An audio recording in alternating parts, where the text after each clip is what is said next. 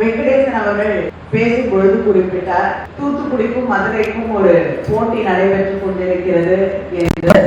தொடர்ந்து என்னோடு பல முறை அவர் சண்டையிட்டு இருக்கிறார்.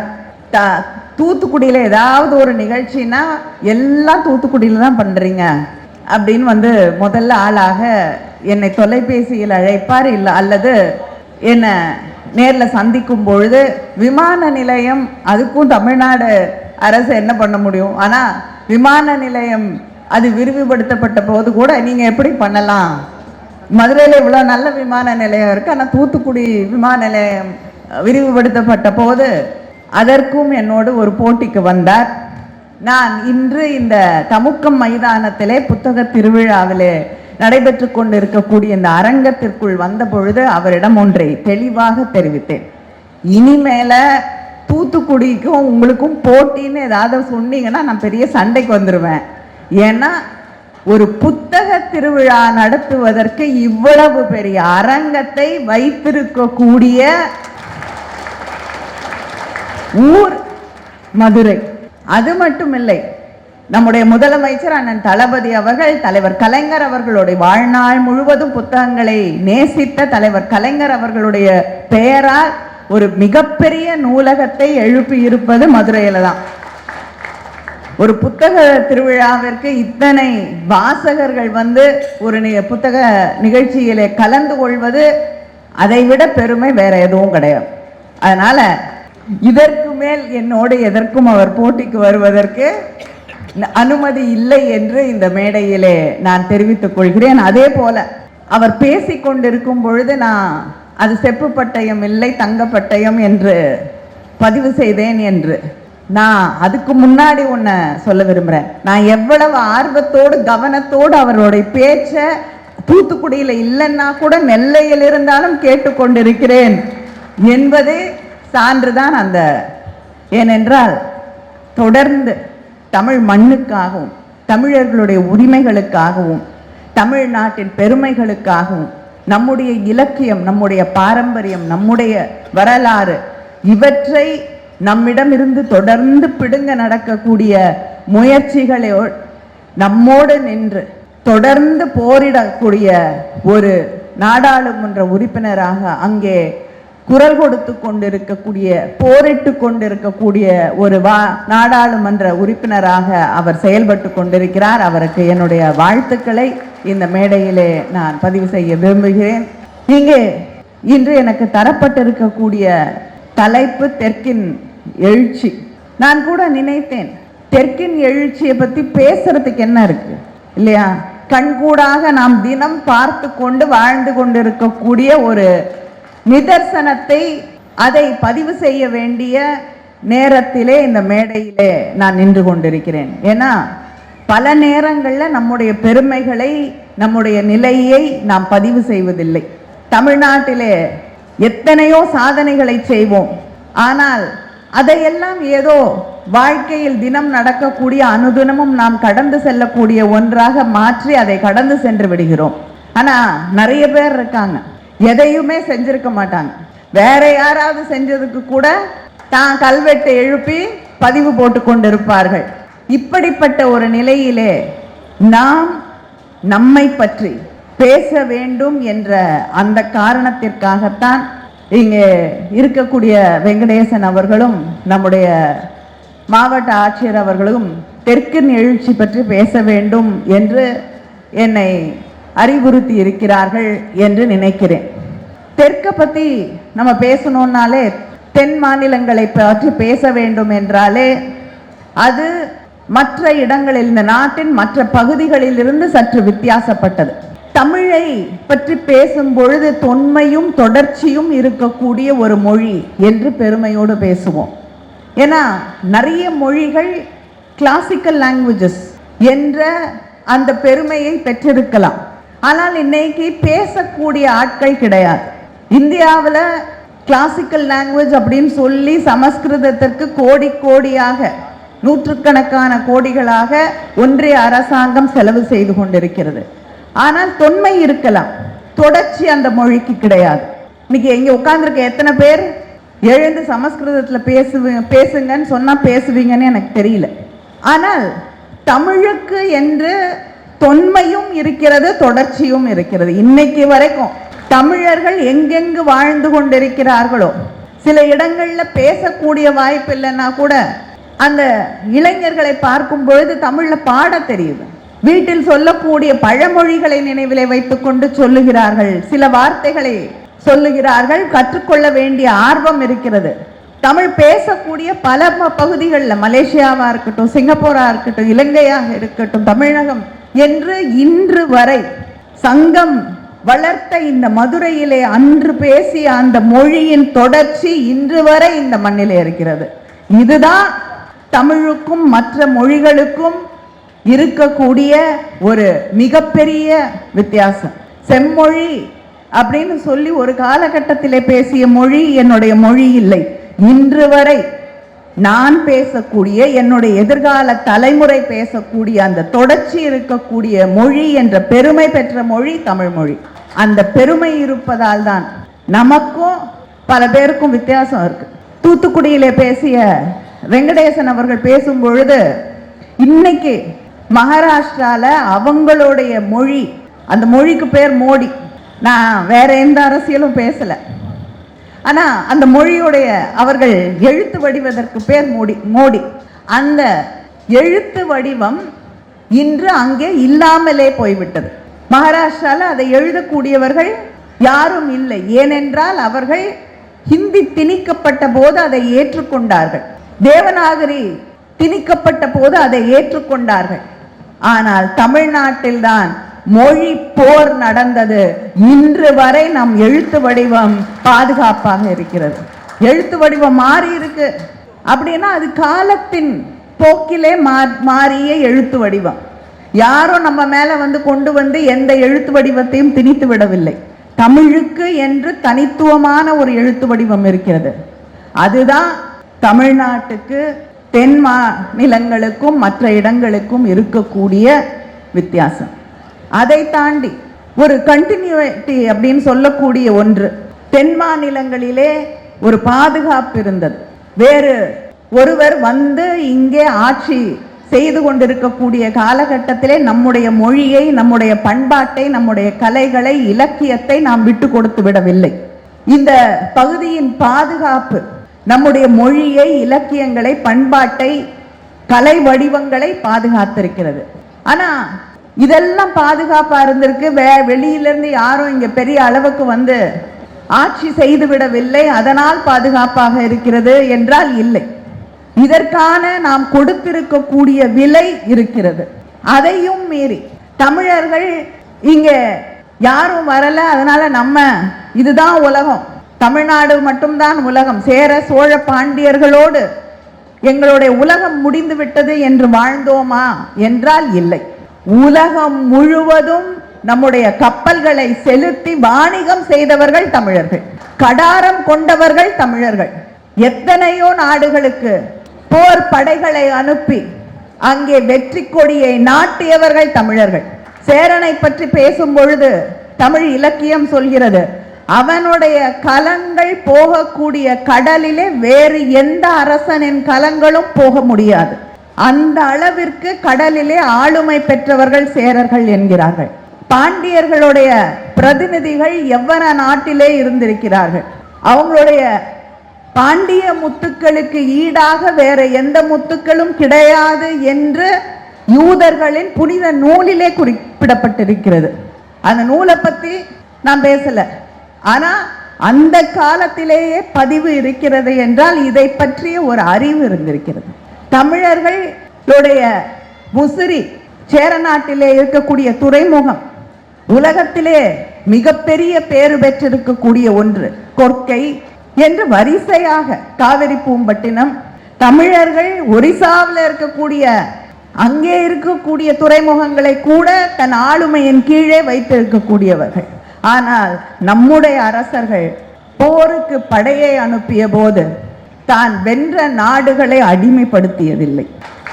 அங்கே இருக்கக்கூடிய மொழியை, நாகரிகத்தை, கலாச்சாரத்தை அவர்கள் அழித்துவிட வேண்டும் என்று எண்ணியதில்லை. வெற்றி பெற்றார்கள். தன்னுடைய வெற்றியை அங்கே நிலைநாட்டினார்கள். ஆனால் மறுபடியும் அங்கே இருக்கக்கூடிய மனிதர்களை மதித்து அவர்களிடம் அந்த நாட்டை ஒப்படைத்து விட்டு இனிமேல் எங்களோடு வியாபாரம் செய்யுங்கள், எங்களோடு நல்லுறவு வைத்துக் கொள்ளுங்கள் என்று காலனைஸ் பண்ணதில்லை. காலனிய அதிகாரத்தை அவர்கள் எந்த நாட்டின் மீதும் செலுத்தியதில்லை.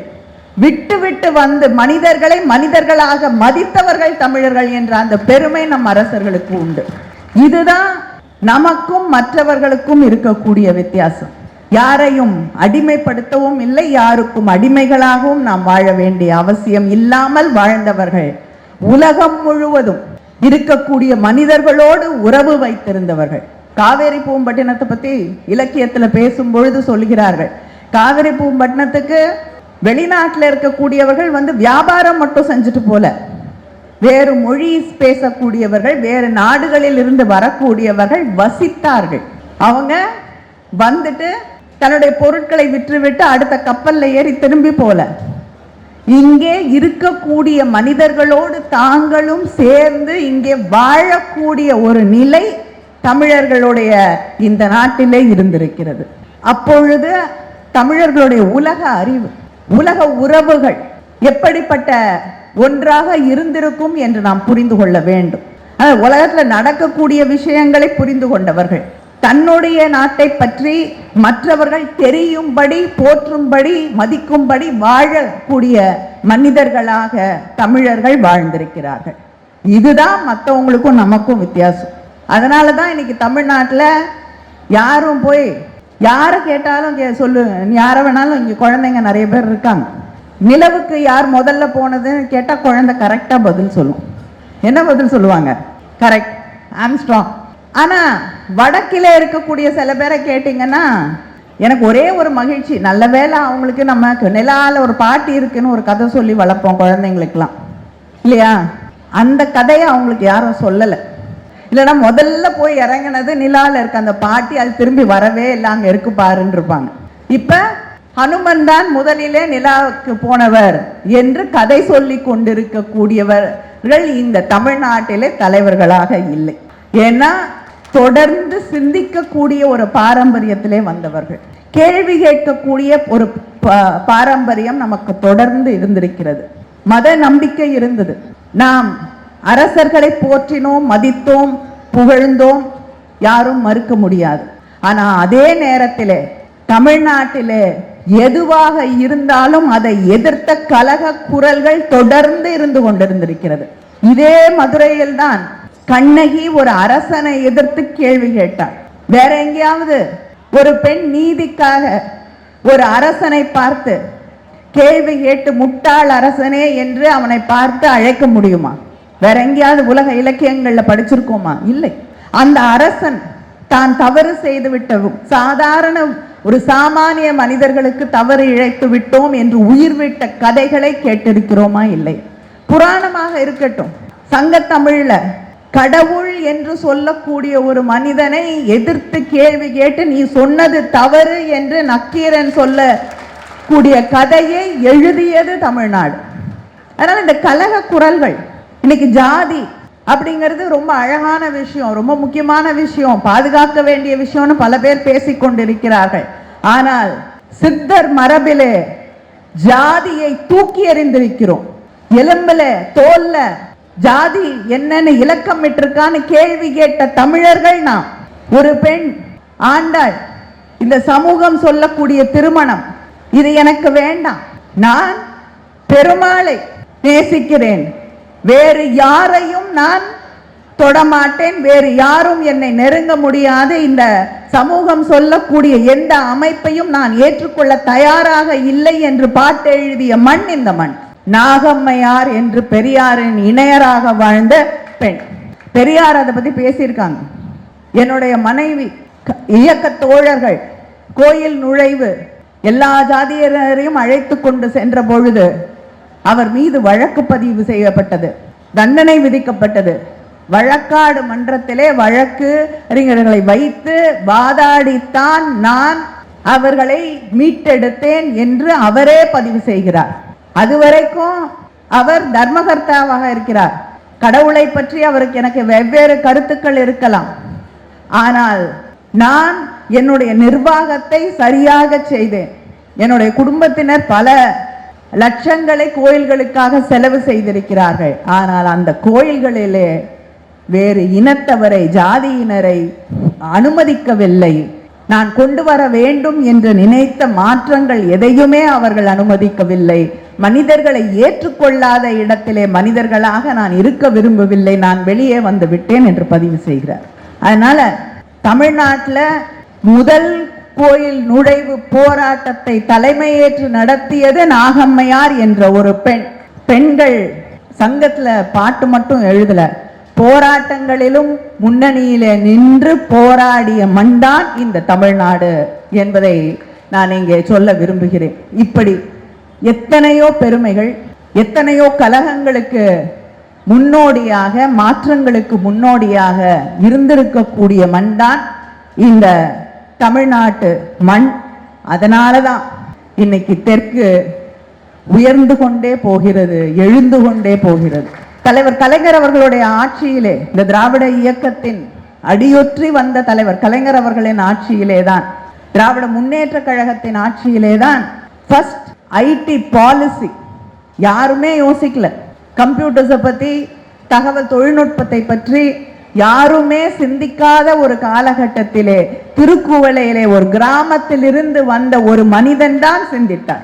பள்ளிக்கூடங்கள் இன்னைக்கு சிலிகான் வேலையிலையும் ஐடியிலையும் வேலைக்கு இருக்கக்கூடிய மாணவர்கள் பெருமையோடு அங்கே செல்கிறார்களே, அதற்கு வித்தவிட்டவர் தலைவர் கலைஞர் அவர்கள். தந்தை பெரியாரின், பேரறிஞர் அண்ணாவின் வழியிலே வந்தவர். இன்று நம்முடைய முதலமைச்சர் அவர்கள் $1 trillion எக்கானமி அப்படின்னு பேசிக் கொண்டிருக்கிறார்கள். பல பேர் பல கேள்விகளை கேட்டுக்கொண்டிருக்கிறார்கள். நான் ஒன்றே ஒன்று ஒப்பீட்டை சொல்லிவிட்டு நிறைவு செய்ய விரும்புகிறேன். ஒரு காலகட்டத்திலே தமிழன் தன்னுடைய மொழியை, தன்னுடைய பெருமைகளை, ஏன்னா இந்த மண் மதுரையிலே சங்கம் வைத்து தமிழ் வளர்த்த மண். சங்கம் வச்சு தமிழ் வளர்க்கணும்னா பல ஊர்கள்ல இருந்து வந்து புலவர்கள், கவிஞர்கள், சிந்தனையாளர்கள், எழுத்தாளர்கள் என்று அத்தனை பேரும் வந்து இங்கே வாழ்ந்த மண். எல்லோரையும் அழைத்து மொழியை கொண்டாட வேண்டும் என்று நினைத்த மண். அதுதான் தமிழுடைய பாரம்பரியம். தமிழை, தமிழின் வீரத்தை, தமிழின் பெருமைகளை நம்முடைய வேந்தர்கள் பாதுகாத்தார்கள். அதே நேரத்தில் அவங்களுக்கு புரிஞ்சுது எந்த அளவுக்கு தொழில் வளர்ச்சி முக்கியம், எந்த அளவிற்கு வியாபாரம் முக்கியம் அப்படிங்கிறத புரிந்து கொண்டவர்கள் தமிழர்கள். அந்த பாரம்பரியத்தில் வந்திருக்கக்கூடிய நம்முடைய திராவிட மாடல் ஆட்சி இன்னைக்கு ஜெர்மனிக்கு போய் தொழில் முதலீடுகளை கொண்டு வருகிறது. ஆக்ஸ்போர்ட்ல போய் பெரியாரை பற்றி, தமிழகத்தை பற்றி பேசக்கூடிய அதே நேரத்திலே அங்கிருந்தும் முதலீடுகளை கொண்டு வருகிறார். அதனால தமிழின் பெருமை, தமிழ் மொழியின் பெருமை, தமிழின் தொடர்ச்சி, நம்முடைய உரிமைகள் தொடர்ந்து நமக்கு தர வேண்டிய, தமிழன் கிட்ட இருந்து இன்னொரு விஷயத்தை எல்லாரும் கத்துக்கிட்டாங்கன்னா எல்லா நாடுகளுமே நல்லா இருக்கும். அது அமெரிக்காவா இருக்கட்டும், ஒன்றிய அரசாங்கமாக இருக்கட்டும். காவிரி பூம்பட்டினத்துல அங்கே வியாபாரம் செய்த வியாபாரிகளை பற்றி ஒரு பதிவு இருக்கிறது. கொண்டி என்று நினைக்கிறேன், காவிரி பூம்பட்டினம். அங்கே இருக்கக்கூடிய வியாபாரிகள் தன்னுடைய பொருள் இன்னொருத்தருடைய பொருள் வேறுபடுத்தி பார்த்ததில்லை. தன்னுடைய பொருளுக்கு எப்படி விலை நிர்ணயம் செய்து மரியாதையோடு அது வாங்கப்பட வேண்டும் என்று நினைக்கிறார்களோ, அதே போல தான் வாங்கக்கூடிய பொருட்களுக்கும் அதே மரியாதை கொடுத்து வாங்குவார்களாம். தன்னுடைய பொருள் மற்றவருடைய பொருள் வேறுபடுத்தி பார்க்காதவர்கள் அங்கே இருக்கக்கூடிய வியாபாரிகள் என்றார்கள். இந்த பாடத்தை ஒன்றிய அரசாங்கம், மற்ற நாடுகளிலே இருக்கக்கூடிய தலைவர்கள் கற்றுக்கொண்டால், தமிழன் சொல்லிக் கொடுத்த இந்த பாடத்தை கற்றுக்கொண்டால் இந்த நாடு மட்டுமல்ல இந்த உலகமும் எழுச்சி பெறும். நன்றி.